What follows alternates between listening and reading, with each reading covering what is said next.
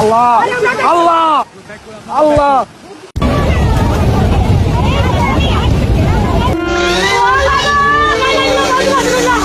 দেশে যখন বন্যার পানিতে তলিয়ে যাচ্ছে, প্রধানমন্ত্রী তখন সেলফি তুলে ব্যস্ত, বললেন নাসরুদ্দিন পাটোয়ারি। জাতীয় নাগরিক পার্টির মুখ্য সমন্বয়ক মোহাম্মদ নাসরুদ্দিন পাটোয়ারি বলেছেন, দেশের দক্ষিণ অঞ্চলের মানুষ যখন বন্যার পানিতে তলিয়ে যাচ্ছে, তখন প্রধানমন্ত্রী দেখতে পাচ্ছি তিনি স্ত্রীর সাথে সেলফি তোলায় ব্যস্ত সময় পার করছেন। আমরা এর ধিক্কার জানাই। দেশের মানুষ এখন বন্যার পানিতে ফেসে সব হারিয়ে দিশেহারা হয়েছে। তিনি আরো বলেন, শেখ হাসিনা দেশ ছেড়ে চলে গেলেও এখনও তার বিচার হয়নি। একই সঙ্গে আওয়ামী লীগের বিভিন্ন নেতার বিচার দাবি করে তিনি বলেন, জুলাই আন্দোলনে নিহতদের রক্তের বিচার নিশ্চিত করতে হবে। দেশের সংস্কার ও সাবেক প্রধানমন্ত্রী শেখ হাসিনার বিচার বাস্তবায়ন না হলে বিএনপি সরকারের বিরুদ্ধে আন্দোলন গড়ে তোলা হবে। মাত্র একদিনে 100 জনের বেশি প্রাণ ঝরে গেল। কেউ ঘুমের মধ্যে ভেসে গেলেন, কেউ পাহাড় ধসে চাপা পড়লেন, কেউ আবার শেষ মুহূর্তেও বাঁচার জন্য সাহায্যের অপেক্ষায় ছিলেন, কিন্তু বন্যার ভয়াবহতার কাছে হার মেনেছেন। কিন্তু প্রশ্ন হচ্ছে, এত মানুষের মৃত্যু কি শুধুই প্রাকৃতিক দুর্যোগের কারণে, নাকি এর পেছনে রয়েছে মানুষের ভুল, অব্যবস্থাপনা আর বছরের পর বছর ধরে চলা অবহেলা? দীর্ঘ 5-7 দিন ধরে এখানে কয়েকশো পরিবার এখানে পানিবন্দী আছে এবং স্থানীয় এমপি বলেন, স্থানীয় সরকার প্রশাসন কেউ আসেন আসছে এখানে? কোনো ত্রাণ পাইছেন আপনারা এখন পর্যন্ত? পান নাই। এখন আমরা আপনাদের পরিবার ঘরে ঘরে কথা বলছি, সবাই একটা কথা বলছে, বেড়িবাঁধের কারণে এই বন্যা বা এই পানি জমে যাওয়া এইটা কয়েক বছর ধরে এখানে সমস্যা হচ্ছে। সত্য কি? তিস্তার ব্যাপারে কোনো ধানাই পানাই বুঝি না। তিস্তা প্রজেক্ট বাস্তবায়ন করতে হবে। তিস্তা এই অঞ্চলের মানুষের দুঃখ। এই সরকার যদি ব্যর্থ হয়, আগামীতে ইনশাআল্লাহ আপনাদের সহযোগিতা, দোয়া, ভালোবাসা, সমর্থন, ভোটে নির্বাচিত হয়ে 11 দল সরকার গঠন করে সেই দাবি বাস্তবায়ন করবে ইনশাআল্লাহ। বন্যা হচ্ছে 39 জন বাংলাদেশি নাগরিক মৃত্যুবরণ করেছে। এই ত্রাণ ও দুর্যোগ মন্ত্রণালয়ের যিনি মন্ত্রী, তাকে শুধু ইলেকশনের আগে খুঁজে পাওয়া গিয়েছে। ইলেকশনের পরে এই বন্যাগ্রস্ত মানুষের মধ্যে তাকে একদিনও আমরা দেখতে পাইনি। এরা হলো জাতির মহাপ্রতারক। ইলেকশনের আগে আপনাদের কাছে আসবে, উন্নয়ন করবো, ইলেকশনের পরে রাজনীতিবিদদের জীবন কঠিন করে দিচ্ছেন জামায়াতে আমির। দর্শক, কোন এলাকায় বন্যা হলে সরকারের ত্রাণ বরাদ্দ আসতে সময় লাগে। বাংলাদেশ জামায়াতে ইসলামীর আমির এবং জাতীয় সংসদের বিরোধী দলীয় নেতা ডক্টর শফিকুর রহমান সাম্প্রতিক বন্যা উপদ্রুম এলাকাগুলোতে যেভাবে মাঠ পর্যায়ে ভূমিকা রাখছেন, তা অন্য যে কোনো রাজনৈতিক দলের নেতা চাপের বিষয় করে তুলছেন। গেঞ্জি গায়ে দিয়ে মানুষের সাহায্যের জন্য নেমে পড়লেন আমিরে জামাত বিরোধী দলীয় নেতা ডক্টর শফিকুর রহমান সাহেব। তাকে বাংলাদেশের ইতিহাসে, গত 54 বছরের ইতিহাসে হয়তো আমরা এরকম কাউকে পেয়েছি কিনা আমার সন্দেহ আছে। বাংলাদেশ থেকে সবচেয়ে বেশি এগিয়ে আছে সাহায্যার্থে বা সাহায্যের হাত বাড়িয়ে দিয়েছে। সত্যিকার অর্থে যদি বলি, আপনাদের অনেকের খারাপ লাগতে পারে, যারা আসলে দাঁড়িওয়ালা, যারা আমাদের দেশে আলেম ওলামা নামক এই মানুষগুলো সবসময় বসে থাকে কখন এরকম প্রাকৃতিক দুর্যোগ হবে আর তারা ঝাঁপিয়ে পড়বে। বিএনপি সরকার বিরাট একটি ঝুঁকির মধ্যে পড়ে গেছে, কারণ এই সরকারের ভিতরে এমন কিছু গাদ্দার, মুনাফেক এবং গুপ্তচর ঢুকে পড়েছে, যে গুপ্তচরগুলো মূলত বিএনপির ভিতরে ঢুকে বিএনপিকে ভিতর থেকে শেষ করে দিচ্ছে এবং আওয়ামী লীগের জন্য তারা এখানে পথ প্রশস্ত করে দিচ্ছে। এরকম একজন গাদ্দারের পরিচয় আপনাদের সামনে আজকে তুলে। আসসালামু আলাইকুম দর্শক, নতুন একটা নিউজে সবাইকে স্বাগত। ভিডিওর শুরুতে অনেকগুলো ভিডিওর অংশ বিশেষ আপনারা ইতিমধ্যে দেখেছেন, আর হ্যাঁ, দেখেই বুঝতে পেরেছেন যে আজকের ভিডিওটি কতটুকু গুরুত্বপূর্ণ এবং আকর্ষণীয় হতে চলেছে। বাংলাদেশের রাজনৈতিক প্রেক্ষাপট এবং সকল বিষয় নিয়ে আজকের ভিডিওটি তৈরি করা। একটু ধৈর্য সহকারে, একটু মনোযোগ সহকারে আজকের ভিডিওটি দেখতে হবে এবং শুনতে হবে, তাহলেই অনেক অনেক কিছু আপনারা আজকের এই ভিডিওর মাধ্যমে জানতে পারবেন।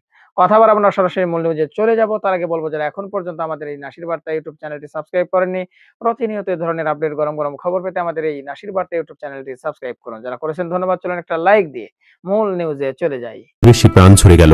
কেউ ঘুমের মধ্যে ভেসে গেলেন, কেউ পাহাড় ধসে চাপা পড়লেন, কেউ আবার শেষ মুহূর্তেও বাঁচার জন্য সাহায্যের অপেক্ষায় ছিলেন, কিন্তু বন্যার ভয়াবহতার কাছে হার মেনেছেন। কিন্তু প্রশ্ন হচ্ছে, এত মানুষের মৃত্যু কি শুধুই প্রাকৃতিক দুর্যোগের কারণে, নাকি এর পেছনে রয়েছে মানুষের ভুল, অব্যবস্থাপনা আর বছরের পর বছর ধরে চলা অবহেলা? কেন চট্টগ্রামের বন্যা মানুষ মরার দিক দিয়ে 100 বছরের রেকর্ড ভেঙে দিল? কেন হাজার কোটি টাকার প্রকল্প থাকার পরও পানির নিচে তলিয়ে গেল পুরো জনপদ? আর কেন শেষ মুহূর্ত পর্যন্ত অনেক মানুষ নিরাপদ আশ্রয়ে যেতে পারলেন না?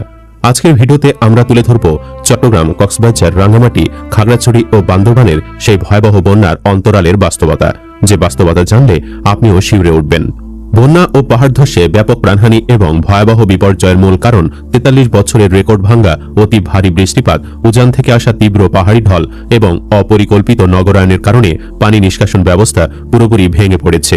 পাশাপাশি বাড়িঘর ডুবে গেলেও আশ্রয় কেন্দ্রে না যাওয়ায় দুর্ঘটনার শিকার হয়েছেন অনেকে।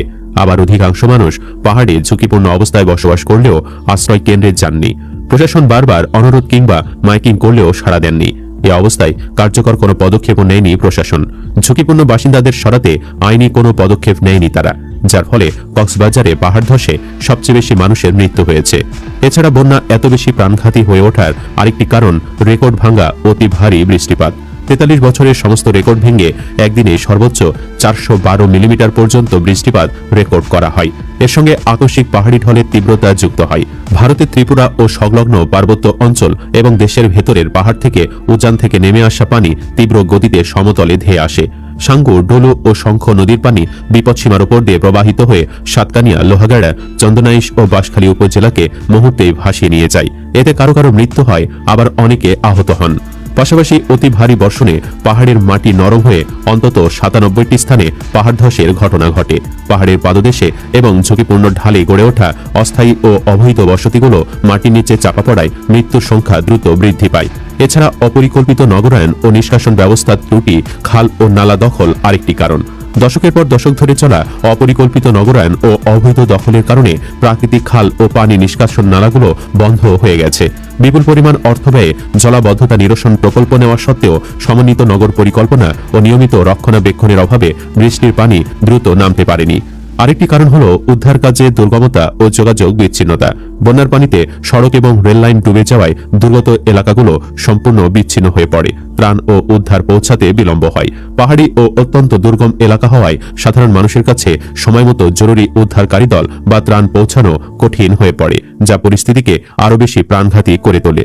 তবে স্থানীয় লোকজন বলছেন, হাজার কোটি টাকার জলাবদ্ধতা প্রকল্প থাকা সত্ত্বেও শহরের পানি দ্রুত সরতে না পেরে দীর্ঘস্থায়ী কৃত্রিম বন্যার সৃষ্টি করেছে। উদ্ধার কাজের সমন্বয়হীনতা ছিল। পাহাড়ি এবং অত্যন্ত দুর্গম এলাকা হওয়ায় অনেক বন্যা কবলিত স্থানে উদ্ধারকারী দল সময়মতো পৌঁছাতে পারেনি। স্থানীয় সরকার কাঠামোর পরিবর্তনের কারণে দুর্যোগ মুহূর্তে মাঠ পর্যায়ে দ্রুত সাড়া দেওয়া ও সমন্বয় করা কঠিন হয়ে দাঁড়ায়। এদিকে জানা গেছে, সাতকানিয়া ও বাঁশখালীতে অবস্থা সবচেয়ে বেশি ভয়াবহ। স্থানীয় সূত্রে জানা যায়, টানা বৃষ্টি ও পাহাড়ি ঢলে চট্টগ্রামের বিস্তীর্ণ এলাকা এখনও পানি নিচে। দুই উপজেলার কয়েক লাখ বাসিন্দা এখনও পানিবন্দী। এছাড়াও হাটহাজারী, ফটিকছড়ি, বোয়ালখালী, চন্দনাইশ ও লোহাগাড়া উপজেলায়ও বন্যায় বহু মানুষ পানিবন্দী হয়ে পড়েছেন। 7 উপজেলায় জেলা প্রশাসনের হিসেবে পানিবন্দী এবং ক্ষতিগ্রস্ত মানুষের সংখ্যা দাঁড়িয়েছে 8 লাখের বেশি। তারা খাদ্য সংকটে পড়েছেন। এসব উপজেলায় পর্যাপ্ত ত্রাণ পৌঁছেনি বলে জানিয়েছেন বন্যা কবলিত এলাকার বাসিন্দারা। একই সঙ্গে বিশুদ্ধ পানির সংকটেও পড়েছেন তারা। সাতকানিয়া ও বাঁশখালী উপজেলায় গত কয়েকদিন ধরে বেশিরভাগ এলাকায় বিদ্যুৎ বিচ্ছিন্ন থাকায় অন্ধকারে দিন কাটছে অধিকাংশ পরিবারের। ঘরে নেই খাবার, রান্নার সুযোগ নেই, তীব্র সংকট দেখা দিয়েছে বিশুদ্ধ পানির। মোবাইল ফোনে চার্জ না থাকায় অনেকে পরিবারের সদস্যদের সঙ্গে যোগাযোগ করতে পারছেন না আত্মীয় স্বজনরা। এই দুই উপজেলায় ভেঙে পড়েছে অসংখ্য বসতঘর। বাঁশখালী উপজেলায় সবচেয়ে ভয়াবহ পরিস্থিতি বিরাজ করছে পশ্চিম বাঁশখালীর কাথারিয়া, বড়ইতলী, গন্ডামারা, ডোমরা, কদমরসুল, খানখানাবাদ, বাহারছড়া, চাম্বল, ছনুয়া, শেখেরখিল, সরল, রায়চাটা, পুইছড়ি সহ উপকূলীয় বিভিন্ন এলাকায়। এসব এলাকার অধিকাংশ বাড়িঘর পানির নিচে তলিয়ে গেছে। অনেক একতলা বাড়িও পুরোপুরি পানিতে ডুবে রয়েছে। অসংখ্য কাঁচা ঘর বিধ্বস্ত হয়েছে। পাকা ও আধা পাকা বাড়ি নিচতলায় জমেছে কোমর সমান পানি। অনেক পরিবার ঘর ছেড়ে আশ্রয় কেন্দ্র কিংবা আত্মীয় স্বজনের বাড়িতে আশ্রয় নিয়েছে। আবার অনেকে বাড়ির উঁচু অংশ কিংবা টিনের ছাদে আশ্রয় নিয়ে মানবেতর জীবন যাপন করছেন। জেলা প্রশাসনের তথ্য অনুযায়ী অতিবৃষ্টি, পাহাড়ি ঢল ও পাহাড় ধসে ক্ষতিগ্রস্ত হয়েছেন 8,66,614 জন মানুষ। এর মধ্যে সবচেয়ে বেশি মানুষ ক্ষতিগ্রস্ত হয়েছে চট্টগ্রাম জেলার মানুষ। এ জেলায় ক্ষতিগ্রস্ত মানুষের সংখ্যা 6,62,000। কক্সবাজারে 1,58,027 জন, রাঙ্গামাটিতে 3,820 জন, খাগড়াছড়িতে 34,417 জন এবং বান্দরবানে 8,350 জন। সার্বিক পরিস্থিতি সম্পর্কে জানতে চাইলে চট্টগ্রাম বিভাগীয় কমিশনার ডক্টর মোহাম্মদ জিয়াউদ্দিন বাংলা ট্রিবিউনকে বলেন, বিভাগের যে 4 জেলায় বন্যা পরিস্থিতি সৃষ্টি হয়েছে তার সার্বক্ষণিক মনিটরিং করা হচ্ছে। পানিবন্দী লোকজনকে উদ্ধারের পাশাপাশি ত্রাণ বিতরণ করা হচ্ছে। অনেক এলাকা ডুবে থাকায় উদ্ধার কাজ ব্যাহত হচ্ছে। ঝুঁকিপূর্ণ এলাকার বাসিন্দাদের বারবার অনুরোধ করা হলেও তারা আশ্রয় কেন্দ্রে আসেননি। চট্টগ্রামের জেলা প্রশাসক মোহাম্মদ জাহিদুল ইসলাম মিয়া বলেন, টানা বৃষ্টিতে বন্যার ভয়াবহতা বেড়ে যায়। অনেক এলাকায় সাধারণ নৌকাও পৌঁছাতে পারেনি। তাই দুর্গম এলাকায় স্পিড বোট ব্যবহার করে উদ্ধার অভিযান পরিচালনা করা হয়েছে। 670টি আশ্রয় কেন্দ্র প্রস্তুত রাখা হয়েছিল। সেখানে অনেকে আশ্রয় নিয়েছেন, তবে বেশিরভাগ লোকজন আশ্রয় কেন্দ্রে আসেননি, যাদের পরবর্তীতে আর আনা যায়নি। গত শুক্রবার থেকে সেনাবাহিনী সহ অন্যান্য বাহিনীর সদস্যরা উদ্ধার অভিযান চালাচ্ছেন। ক্ষতিগ্রস্তদের উদ্ধার, নিরাপদ আশ্রয়ে সরিয়ে নেওয়া এবং ত্রাণ সহায়তা দিতে জেলা প্রশাসনগুলো কর্মকর্তা কর্মচারীদের পাশাপাশি প্রায় 10,000 স্বেচ্ছাসেবক মাঠে কাজ করছেন। এজন্য ক্ষয়ক্ষতি কমানো সম্ভব হয়েছে। জেলা প্রশাসন আরও বলেন, চট্টগ্রাম মহানগরে চিহ্নিত 26টি ঝুঁকিপূর্ণ পাহাড়কে 5টি জোনে ভাগ করে প্রতিটি জোনে একজন নির্বাহী ম্যাজিস্ট্রেটের নেতৃত্বে বিশেষ টিম এবং প্রায় 150 জন স্বেচ্ছাসেবক দিনরাত কাজ করছেন। গত সোমবার রবিবার রাত থেকেই ঝুঁকিপূর্ণ এলাকায় মাইকিং করে মানুষকে নিরাপদ আশ্রয়ে যেতে আহ্বান জানানো হয়েছে। আগাম সতর্কতা, খাদ্য, বিশুদ্ধ পানি, স্বাস্থ্যসেবা ও সার্বক্ষণিক মাঠ পর্যায়ের উপস্থিতির মাধ্যমে প্রাণহানি কমিয়ে আনার লক্ষ্য ছিল জেলা প্রশাসনের। দুর্যোগ মোকাবেলায় জেলা প্রশাসনের অধীন সব কর্মকর্তা কর্মচারীর সাপ্তাহিক ছুটি সহ সব ধরনের ছুটি বাতিল করা হয়। প্রতিটি উপজেলায় এবং জেলা প্রশাসনের কার্যালয়ে 24 ঘন্টার কন্ট্রোল রুম চালু রেখে উদ্ধার, ত্রাণ বিতরণ ও সার্বিক পরিস্থিতি পর্যবেক্ষণ করা হয়। সব মিলে চট্টগ্রাম, কক্সবাজার, রাঙ্গামাটি, খাগড়াছড়ি ও বান্দরবানের এই ভয়াবহ বন্যা শুধু ঘরবাড়ি ভাসিয়ে নেয়নি, কেড়ে নিয়েছে অসংখ্য মানুষের স্বপ্ন, পরিবার আর প্রিয়জনকে। কিন্তু এই ট্র্যাজেডি আমাদের সামনে একটি কঠিন প্রশ্ন রেখে গেছে। এত প্রাণহানির দায় কি শুধুই প্রকৃতির, নাকি আমাদের পরিকল্পনার ঘাটতি, অব্যবস্থাপনা এবং বছরের পর বছর ধরে চলা অবহেলাও এর জন্য দায়ী? গায়ে দিয়ে মানুষের সাহায্যের জন্য নেমে পড়লেন আমিরে জামাত বিরোধী দলীয় নেতা ডাক্তার শফিকুর রহমান সাহেব। কি অদ্ভুত কাজটি তিনি করে দেখাতে পারেন সেটা ডাক্তার শফিকুর রহমান সাহেবকে না দেখলে বিশ্বাস করা যাবে না। বাংলাদেশের রাজনীতিতে যিনি সাদা মনের মানুষ, সাদা দাড়িওয়ালা, সাদা টুপিওয়ালা, সাদা পাঞ্জাবিওয়ালা, সাদা গেঞ্জিওয়ালা, ধপধপে সাদা গেঞ্জি পরে ধপধপে সেই সাদা দাড়ির বিরোধী দলীয় নেতার যে তাৎক্ষণিক সিদ্ধান্ত জনতার কল্যাণে, মানুষের কল্যাণে, মানুষের পাশে গিয়ে দাঁড়ানোর যে একটি হিম্মত, সেটা আমাদের ডাক্তার শফিকুর রহমান সাহেবের মধ্যে আছে। তিনি যখন যেখানে যান তিনি সেই পরিবেশকে আঁচ করতে পারেন, পরিবেশ আন্দাজ মানুষের সাথে ব্যবহার করতে পারেন, মানুষের সাথে তার আচার ব্যবহার যা কিছুই ঘটে সেটা মানুষ যেটা চাচ্ছে, যেটা এই সমাজের দাবি, সেরকম চিন্তা চেতনা তিনি অ্যাপ্লাই করতে পারেন। আমার কাছে সেজন্য তাকে একজন ব্যতিক্রমী নেতা মনে হয়, যাকে বাংলাদেশের ইতিহাসে, গত 54 বছরের ইতিহাসে হয়তো আমরা এরকম কাউকে পেয়েছি কিনা আমার সন্দেহ আছে। ডাক্তার শফিকুর রহমান সাহেব বন্যা দুর্গত যে কোনো অঞ্চল হোক, টলারডুবি হোক, হিন্দুদের বাড়িতে কোনো ধরনের আগুন লাগুক, কিংবা মিল কারখানা, বস্তি, কোনো জায়গায় মনে হয় না যে ডাক্তার শফিকুর রহমান না গিয়ে বসে আছেন, এরকম কোনো জায়গা নেই। হয় তিনি যাবেন, না হয় তার টিম পাঠাবেন, হয় তিনি যাবেন, না হয় জামাত ইসলামকে পাঠাবেন। এরকম একটি মন মানসিকতা নিয়ে যে মানুষটি কাজ করে যাচ্ছেন, লড়ে যাচ্ছেন, তার নাম ডাক্তার শফিকুর রহমান সাহেব। আমরা দেখেছি যে বাঁশখালীতে তিনি উপস্থিত হয়ে মানুষের মতো করে সাধারণ কৃষকের ভেসে কৃষকদের কাছে, গরিবের কাছে, অসহায় মানুষের কাছে মিশে যাওয়ার চেষ্টা করছেন। বন্যার সময় নিশ্চয়ই মানুষ যখন খাল সাঁতরিয়ে যায়, কেউ সেখানে টাই ব্লেজার শুট পরে যায় না, কারণ ওই দুর্গত অঞ্চলের মানুষের তখন হুঁশ থাকে না। ডাক্তার শফিকুর রহমান তেমনটাই তাদেরকে বুঝানোর জন্য, মেসেজ দেওয়ার জন্য যে আমিও আছি তোমাদের সাথে, তোমরা যেমন কষ্টে আছো আমিও তেমনই আছি, এসেছি তোমাদের কাছে, একটি গেঞ্জি পরে নেমে পড়েছি, একটি প্যান্ট পরে নেমে পড়েছি, পায়জামা পরে নেমে পড়েছি, কিন্তু তোমাদের কাছেই তোমাদের মতো করে চলে এসেছি। পকেটে টাকা আছে, হাত দিয়ে বিলি করে দিল, হাতে তার খাবার আছে, জনতার মধ্যে দিয়ে দিল। একটা বার চিন্তা করলেন না যে আরেকটু ওয়েট করে, সময় ক্ষেপণ করে, অন্যদের মতো বসে থেকে তারপরে হেলিকপ্টারের উপর থেকে ভিজিট করব, এরকম চিন্তা ডাক্তার শফিক সাহেব করেননি। আমি তার উপরে অনেক আগ থেকেই এই সামাজিক কাজের ব্যাপারে আমি ব্যক্তিগতভাবে আমি খুবই সন্তুষ্ট। আমি যখন দেখেছি ফ্যাসিবাদের আমলেও যখন কোনো রাজনৈতিক সংগঠন মানুষের কল্যাণে এরকম নিজেদের অর্থ ব্যয় করতে সাহস পায় না, তখন ডাক্তার শফিকুর রহমান সাহেব বন্যা দুর্গত মানুষের জন্য সাহায্য, গরিব অসহায় মানুষের জন্য সাহায্য, যে কোনো জায়গায় আগুন লেগেছে সেখানে সাহায্য, হিন্দুর বাড়িতে ট্রলার ডুবেছে সেখানে সাহায্য, এসব কাজ নিজে গিয়ে সশরীরে করেছেন।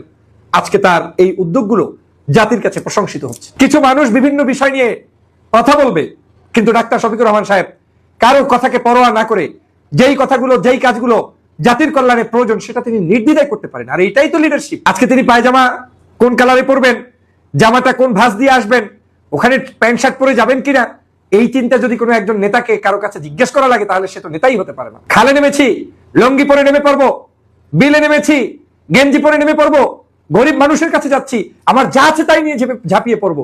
আমি মঞ্চে যাচ্ছি, কখনো আমার লঙ্গি পরা অবস্থায় বক্তব্য দিব, কখনো গেঞ্জি পরে বক্তব্য দিব, কখনো আমি শুট বুট পরেও বক্তব্য দিব। এটাই একজন নেতার বৈশিষ্ট্য। আর সেটাই ডাক্তার শফিকুর রহমান দেখাতে পেরেছেন, ভাঙতে পেরেছেন। সকল ঝঞ্ঝালতা সবকিছুকে পিছনে ফেলে সামনের দিকে এগিয়ে যাওয়ার নাম ডাক্তার শফিকুর রহমান। আমি প্রতিটা মুহূর্ত তার কাজের প্রশংসা করতে বাধ্য হচ্ছি, কারণ তিনি জাতির প্রত্যাশা পূরণে একজন সৈনিক হিসাবে নেমে পড়েছেন। কি সুন্দর চেহারা, ধপধপে সাদা দাড়ি, চুল সাদা, পায়জামা জামা, টুপি সাদা, আবার গেঞ্জিটাও সাদা। তিনি নেমে পড়েছেন, মঞ্চে উঠেছেন। ওই নেমে পড়ে যে আবার এখানে মঞ্চে এসে আরেকটা জামা পড়তে হবে, আপনার সব পরিবর্তন করে দেখিয়ে দিতে হবে না। তিনি বলেছেন যে বন্যা দুর্গতদের কাছে যে ভাষায় এসেছি, যে সুরাতে এসেছি, সেই সুরাতেই দুর্গতগ্রস্ত মানুষের সাথে কথা বলবো, দোষের কি আছে? যারা পারে না তারা বলে নাচতে না জানলে উঠান বেকা। ডাক্তার শফিকুর রহমান নাচতে জানেন, তিনি কাজ করতে জানেন, তিনি কাজ দেখাতে জানেন। তার প্রত্যেকটি কাজ আজকের জাতির কাছে প্রশংসনীয়, বিধায়ী তার প্রত্যেকটি জিনিসই আজকে জাতি গ্রহণ করছে। আজকে তার প্রশংসা কি হওয়া উচিত ছিল সবার আগে, যে বাংলাদেশের রাজনীতিতে সর্বাগ্রে কোন দলের নেতা সবার প্রথম বাঁশখালীতে গিয়ে সাহায্য করেছে, তার নাম ডাক্তার শফিকুর রহমান, তার নাম জামাত শিবির। আমরা সেই প্রশংসার না যাওয়ার জন্যই ভিন্ন ছুতা খোঁজার চেষ্টা করি। আমি গেঞ্জি গায়ে যেতে পারবো না, আমি অমুক করতে পারবো না। আরে ভাই, আমি রাজনীতি করি, আমি যদি কৃষকের পোশাক পরতে না পারি, আমি যদি গরিব মানুষের সুরাতের মতো চলতে না পারি, তাহলে আপনি আমাকে রাজনীতিবিদ হিসেবে আমাকে নিয়ে প্রাউড করার তো তেমন কিছু নেই। প্রিয় বন্ধুরা আমার, ডাক্তার শফিকুর রহমান এটা পেরেছেন, এটাই বাস্তবতা। আমার নির্বাচনী অভিজ্ঞতা থেকে এরকম অনেক বিষয় দেখেছি। আমি যখন দেখেছি কাজ করতে সাধারণ মানুষরা ঝুড়ি নিয়ে মাটি তুলছে, আমার কাছে মনে হয়েছে আমিও তাকে এক ঝুড়ি মাটি তার মাথায় তুলে দেই। সমস্যার কি আছে? আমার সেইখানের শ্রমিক ভোটার ভাইটি খুশি হয়েছে, মনে করেছে যে আমি তার মতো এরকম কিছু, তার মতো করেই সবকিছু করতে আমার কোনো দ্বিধা নেই, তাকে আপন করে নিয়েছি। দোষের কি? আমি নৌকায় চড়েছি, নৌকা বেয়েছি, দোষের কি? ধান খেতে নেমেছি, ধান কেটেছি, দোষের কিছু নেই। রাজনীতিবিদদেরকে এমন ভাবেই হতে হবে যেমনটা সাধারণ নাগরিকরা এক্সপেক্ট করে। আপনি ইজি অ্যাক্সেস নিয়ে আপনি চলতে পারবেন। আজকের জামাত ইসলামকে কিছু মানুষ পরামর্শ দিতে গিয়ে কোণঠাসা করে রাখতে চায়। এটা একটা পরিকল্পনার অংশ, যে আপনি মসজিদের মধ্যে থাকবেন, আপনি মিলাদ পড়বেন, আপনি টুপি মাথায় দিয়ে বসে থাকবেন, আপনি যুব্ব ছাড়া আর কিছুতে বের হবেন না। অর্থ হচ্ছে আপনি ওই ডাসে আপনাকে মানায় জাতির নেতৃত্ব দিতে আপনি পারবেন না, আপনাকে জাতির নেতৃত্ব থেকে দূরে রাখার একটা কৌশল, আর কিছুই নয়। আর আমি বিশ্বাস করি ডাক্তার শফিকুর রহমানের মতো মানুষরা যদি নেতৃত্বের নামে যেভাবে তিনি করছেন, এইভাবে যদি প্রত্যেকটি নেতাকর্মী তার প্রত্যেকটি ওয়ার্ডে, গ্রামে, পর্যায়ে কাজ করে, তাহলে সাধারণ নাগরিকদের কাছে তত বেশি যেতে পারবো। ওরা কেন চায় না আপনি ভালো কিছু করেন জানেন? ওরা চায় না এজন্য তাহলে সন্ত্রাস, দুর্নীতি, চাঁদাবাজি, নৈরাজ্য থাকবে না, রাজনীতিটা ওরা করবে। ওরা যদি খালে একটা গেঞ্জি গায়ে দিয়েও নামে, তাহলে বলবে অমুক নেতা গেঞ্জি গায়ে কত সুন্দর সাধারণ নাগরিকদের সাথে মিশে গিয়েছেন। আর ইসলামপন্থী কেউ যদি একটু সুন্দর ভালো কাজ করে, সেটা নিয়ে অ্যাপ্রিসিয়েট করার মানুষের সংখ্যা খুবই কম। আমি ডাক্তার শফিকুর রহমান একজন জেনারেল শিক্ষিত ভদ্র মানুষ, নেতৃত্বের গুণাবলী সম্পন্ন, আবার তিনি একটি রাজনৈতিক দল যেটা ইনসাফ ভিত্তিক রাষ্ট্র কায়েম করতে চায়, সেই দলের আমির। তারই তো হতে হবে সব ধরনের জায়গায় এক্সেস নেয়া এবং দেওয়ার মতো একটি বিশেষ ক্ষমতা সম্পন্ন, জ্ঞান সম্পন্ন নেতৃত্ব তারই তো হওয়ার কথা। আর সেটাই হয়েছে। উনি তো বাংলাদেশের প্রধানমন্ত্রী। আল্লাহ আল্লাহ আল্লাহ।